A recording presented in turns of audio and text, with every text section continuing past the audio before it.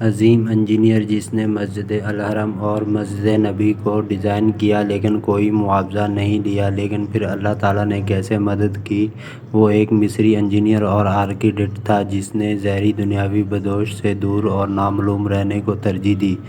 doctor محمد کمال اسماعیل 2008 1908 میں وہ مصر کی تاریخ کا سب سے کم عمر شخص تھا جس نے ہائی اسکول سرٹیفکیٹ حاصل کیا، پھر رائل اسکول آف انجینئرنگ کا سب سے کم عمر طالب علم جس نے وہاں سے گریجویٹ ڈگری لی، پھر سب سے کم عمر جس کو یورپ سے اسلامک ہارٹیکلچر میں ڈاکٹریٹ کی 3